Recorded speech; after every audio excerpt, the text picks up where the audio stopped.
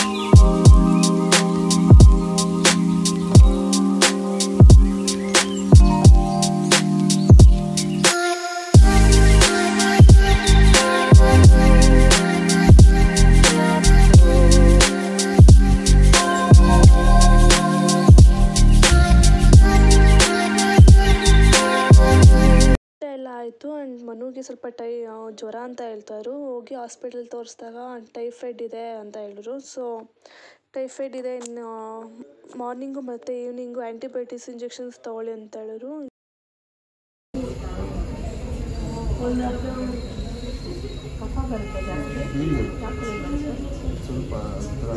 Yellow ಕಲರಾ?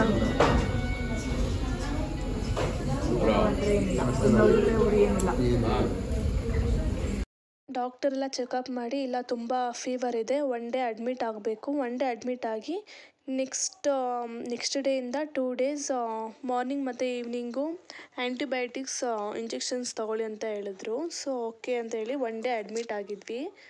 1 day admit ಆಗಿದ್ದ. 1 ಡೇಗೆ ಅವನಿಗೆ ಇರೋಕ್ಕೆ ಆಗ್ತಾ ಇರಲಿಲ್ಲ, ಯಾವಾಗ ಬಿಡ್ತಾರೆ ಅಂತ ಫುಲ್ ನೈಟೆಲ್ಲ ವೆಯ್ಟ್ ಮಾಡ್ತಾಯಿದ್ದ. ಮಾರ್ನಿಂಗ್ ಯಾವಾಗ ಆಗುತ್ತೆ ಹಾಸ್ಪಿಟ್ಲಿಂದ ಫಸ್ಟ್ ಹೋಗಬೇಕು ಅಂತ. ಯಾವತ್ತೂ ಅವನು ಈ ಥರ ಅಡ್ಮಿಟ್ ಆಗಿರಲಿಲ್ಲ, ಈ ಸಲಿನೇ ಅಡ್ಮಿಟ್ ಆಗಿದ್ದು. ಸೊ ಅವನಿಗೆ ಒಂಥರ ಅದು ಜಾಸ್ತಿ ಹೋದರೆ ಹಾರ್ಟ್ ಬೀಟ್ ಜಾಸ್ತಿ ಆಗುತ್ತೆ, ಅದಕ್ಕೆ ಸಂಜೆ ಡಿಸ್ಚಾರ್ಜ್ ಮಾಡ್ತೀನಿ ಹಂಗಾರಲ್ಲ ಹೆಂಗಿದ್ರು ಹೋಗ್ಬಿಟ್ಟಿದ್ರೆ ಕಾಣಕ್ಕಿದೆ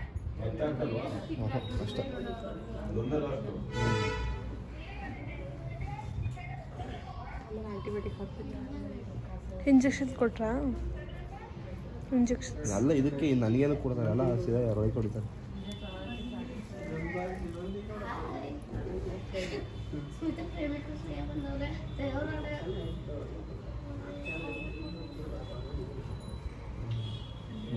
ನೋಡ್ರಿ ಆಯ್ತು. ಬಾಯ್. ಆ್ಯಂಡ್ ಸಂಜೆ ಡಿಸ್ಚಾರ್ಜ್ ಮಾಡ್ತೀನಿ ಅಂತ ಹೇಳಿದ್ರು. 1 ಡೇ ಆಗಿತ್ತು ಡಿಸ್ಚಾರ್ಜ್ಗೆ. ನಾನು ನಮ್ಮ ಅಪ್ಪ ಹೋಗ್ತಾ ಇದ್ವಿ ಅವನ್ನ ಕರ್ಕೊಂಬರೋದಕ್ಕೆ ಅಂತ ಡಿಸ್ಚಾರ್ಜ್ ಮಾಡಿ.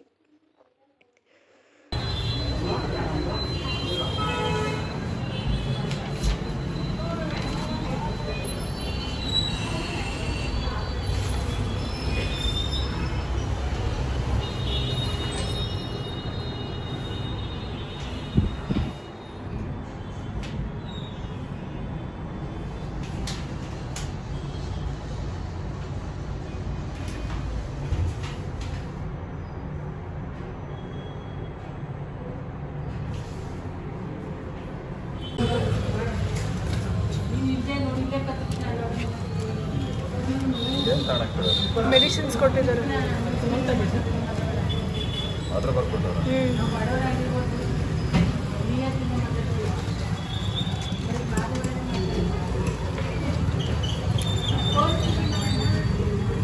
ಅದು ಒಂದು ತಾಂಬಕ್ಕಂತ ಇವಾಗ ಇವೆಲ್ಲ ನಾಳೆಯಿಂದ ಕಂಟಿನ್ಯೂ ಮಾಡ್ಬೇಕಂತ ಎಲ್ಲ ಕೊಟ್ಟಾರೆ ಈ ಟ್ಯಾಬ್ಲೆಟ್ಗಳು ನಾಳೆಯಿಂದ. ಆ್ಯಂಡ್ ನಂದು ಇನ್ಶೂರೆನ್ಸ್ ಕ್ಲೈಮ್ ಆಗುತ್ತೆ, ಬಟ್ ಇದು ನಾನ್ ನೆಟ್ವರ್ಕ್ ಹಾಸ್ಪಿಟಲ್ ಆಗಿದ್ದರಿಂದ ರಿಎಂಬರ್ಸ್ಮೆಂಟ್ ಆಗುತ್ತೆ, ಕ್ಯಾಶ್ಲೆಸ್ ಇರಲಿಲ್ಲ. ಸೊ ಫಸ್ಟ್ ನಾವು ಪೇ ಮಾಡಿ ನೆಕ್ಸ್ಟು ರಿಎಂಬರ್ಸ್ಮೆಂಟ್ ಮಾಡ್ಕೊಬೋದು.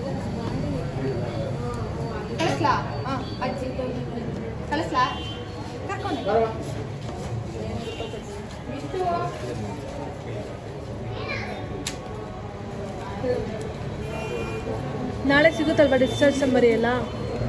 ನಾಳೆ ಸಂಜೆ ಅಕ್ಕ. ಇದ್ರ ಬಿಲ್ಲು ಸಿಗುತ್ತೆ, ಇವಾಗ ಕೊಡ್ತೀರಾ? ಇದು ಇವಾಗ ಕೊಟ್ಟಿರ್ತೀನಿ, ನಾಳೆ ಇದು ಇಲ್ಲೇ ಇಟ್ಕೊಳ್ಳ ಕಂಪ್ಯೂಟರ್ ಬಿಲ್ ಮಾಡೋಕ್ಕೆ. ಸರಿ ಸರಿ. ಮರ್ತಿರ ಮೇಲೆ ಇಲ್ಲ, ಎಷ್ಟೊಂದು ಜನ ಇಟ್ಕೊಂಡಿದ್ದೀನಿ, ನಾಳೆ ಮಾಡಾಗೈತೆ.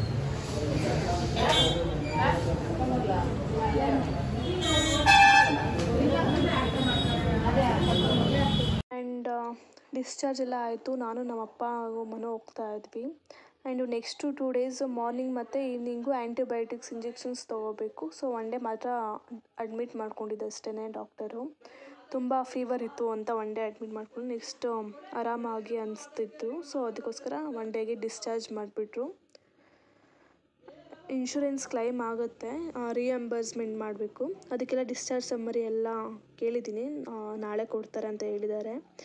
ಆ್ಯಂಡ್ ಇದು 2 ಡೇಸ್ ಆ್ಯಂಟಿಬಯೋಟಿಕ್ಸ್ ಇಂಜೆಕ್ಷನ್ಸ್ ತೊಗೊಂಡಿದ್ರು ಮಾರ್ನಿಂಗ್ ಮತ್ತು ಈವ್ನಿಂಗು.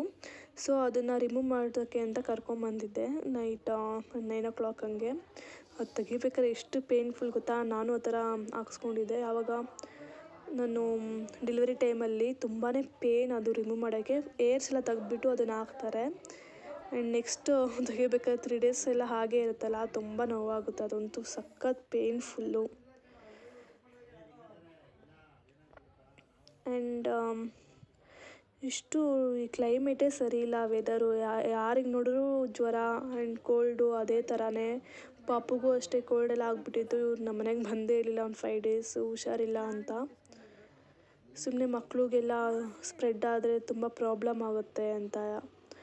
ನಮ್ಮಮ್ಮ ಅವ್ರಿಗೇನು ಅಷ್ಟೇ, ವೆದರೇ ಕ್ಲೈಮೇಟೇ ಸರಿ ಇಲ್ಲ ನೋಡಿ. ನಾನು ಮನು ಇಬ್ಬರೇ ಹೋಗಿದ್ದು. ಪಾಪುನ ಫೀಡ್ ಮಾಡಿ ಮನೇಲಿ ಮಲಗಿಸಿದ್ದೆ. ನಾನು ಮನು ಇಬ್ಬರೇ ಹೋಗಿದ್ದು. ಹಾಸ್ಪಿಟಲ್ ಅಂದ್ರೇ ಭಯ ಅಪ್ಪ. ನಾನು ಡೆಲಿವರಿ ಟೈಮಲ್ಲೇ ಎಷ್ಟು ಭಯ ಪಡ್ಕೊಂಡ್ಬಿಟ್ಟಿದ್ದೆ. ಆ್ಯಂಡ್ ಡೆಲಿವರಿ ಸ್ಟೋರಿನೂ ಹಾಕ್ತೀನಿ, ಯಾವಾಗ 2 weeks ಆಗ್ಬೋದು, ವ್ಲಾಗೆಲ್ಲ ಹಾಕ್ತೀನಿ ಡೆಲಿವರಿ ಸ್ಟೋರಿನ. ಆ್ಯಂಡ್ ಹೀಗೆ ಸಪೋರ್ಟ್ ಮಾಡ್ತಾಯಿರಿ. Thank you. ಫೈನಲಿ ಮನುಗೆ ಡಿಸ್ಚಾರ್ಜ್ ಆಯಿತು. 1 ಡೇ ಅಡ್ಮಿಟ್ ಆಗಿದ್ದು. ನೆಕ್ಸ್ಟ್ ಡೇ ಮಾರ್ನಿಂಗ್ ಮತ್ತು ಈವ್ನಿಂಗು ಆ್ಯಂಟಿಬಯೋಟಿಕ್ ಇಂಜೆಕ್ಷನ್ಸ್ ಹಾಕೋಕ್ಕೆ ಹೇಳಿದ್ರು. ಸೊ ಮಾರ್ನಿಂಗು ನೈಟು ಹೋಗಿ ಇಂಜೆಕ್ಷನ್ ಹಾಕ್ಸ್ಕೊಂಡ್ಬಂದಿದ್ದೆ. ಇದು ಲಾಸ್ಟ್ ಡೇ. ಇಂಜೆಕ್ಷನ್ಸ್ ಕಂಪ್ಲೀಟ್ ಆಯಿತು. ಫುಲ್ಲು ಅವನು ಯಾವತ್ತೂ ಈ ಥರ ಹಾಸ್ಪಿಟ್ಲಿಗೆ ಹೋಗಿರಲಿಲ್ಲ. ಅದು ನೋಡೋಕ್ಕೆ ಸ್ವಲ್ಪ ಬೇಜಾರಾಯಿತು ಅಷ್ಟೇ. ಆ್ಯಂಡ್ ಇನ್ಶೂರೆನ್ಸ್ ಕ್ಲೈಮ್ ಆಗುತ್ತೆ ಅಂತ ಹೇಳಿದ್ದಾರೆ. ನಾಳೆ ಹೋಗಿ ಮತ್ತೆ ನಾಳೆ ಹಾಸ್ಪಿಟ್ಲಿಗೆ ಬಂದು ಎಲ್ಲ ಡಿಸ್ಚಾರ್ಜ್ ಸಮ್ಮರಿ ಎಲ್ಲ ಕಲೆಕ್ಟ್ ಮಾಡ್ಕೋಬೇಕು. ಆ್ಯಂಡ್ ಹಾಗೆ ಹೋಗ್ತಾ ಅಲ್ಲಿ ಕಬಾಬ್ ಸೆಂಟರ್ ಇದೆ. ಒಬ್ಬರು ಶಾರ್ಟ್ ಮೂವಿ ತೆಗ್ದಿದ್ರು, ಅವ್ರ ನೇಮ್ ಗೊತ್ತಿಲ್ಲ. ಶಾರ್ಟ್ ಮೂವಿ ನಡೆಸ್ತಾರಲ್ಲ ಅವಳೇ. ಇಲ್ಲ ಅಂದ್ರಲ್ಲಿ ಡಿ ಗ್ರೂಪ್ ಸೈಡಲ್ಲಿ ಒಂದು ಕಬಾಬ್ ಸೆಂಟರ್ ಇದು ಮೇಲೆ ತುಂಬ ಟೇಸ್ಟಿಯಾಗಿ ಇರುತ್ತೆ. ಅಲ್ಲಿ ಬಂದಿದ್ದೀವಿ.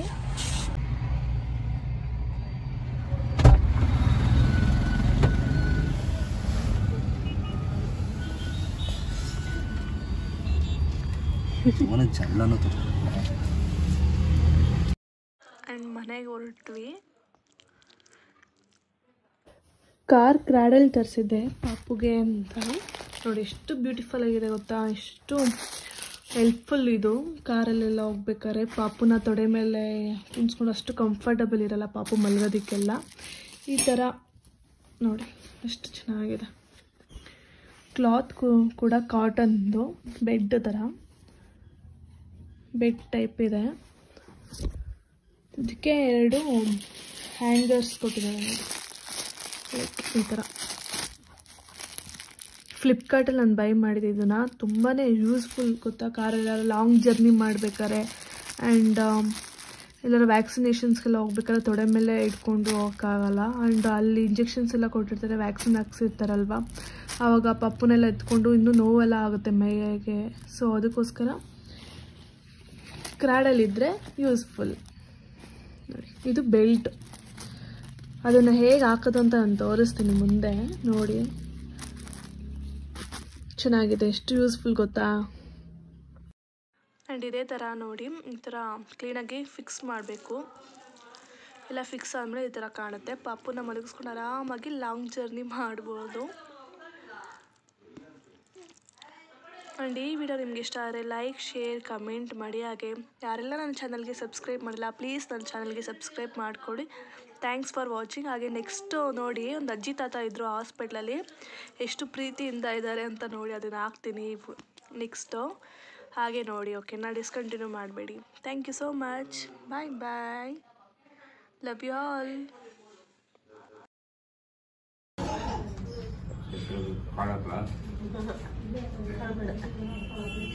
ಸಾಕು ಸಾಕು ಸಾಕು ಸಾಕು ಬೇಡ ಅದಕ್ಕಂತ ಪಾಪು